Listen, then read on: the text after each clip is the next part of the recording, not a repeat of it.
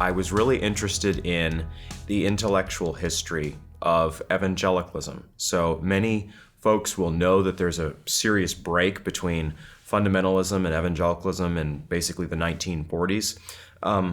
I wanted to chart why it was significant that evangelicals had tried to launch kind of an intellectual project in that period.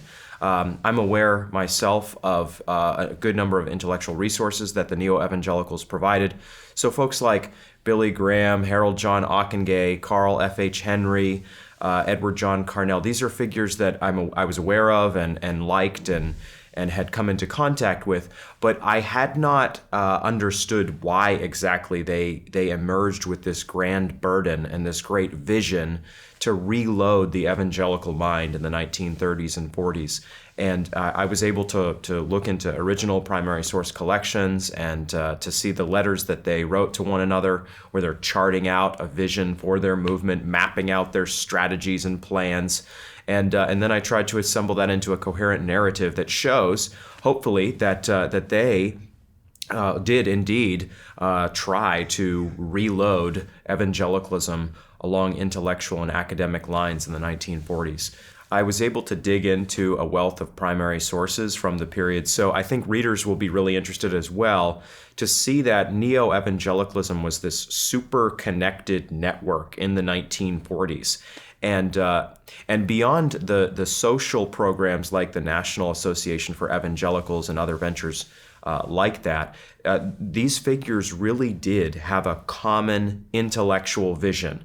In other words, they saw that fundamentalists had kind of retreated from the culture to some degree, and also pretty significantly had been kicked out of mainstream culture.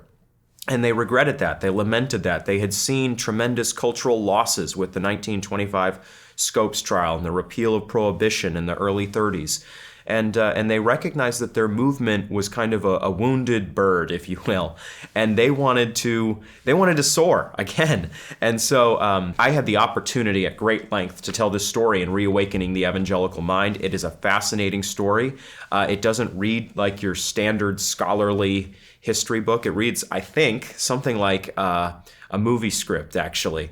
And so that's unique as well. Just the fact that there's this tremendous energy to intellectual neo-evangelicalism. And there's just a lot of fun personalities in the book. And this book really allows us to look closely into that story, that backstory, as to why American conservative Christians could go from the saddest of all groups in the 30s, the most marginalized, to this ascendant social movement in the 70s and 80s. So those who have wondered why evangelicalism became so significant, what contributions its leading lights made, and other questions like that are going to find some answers in this book.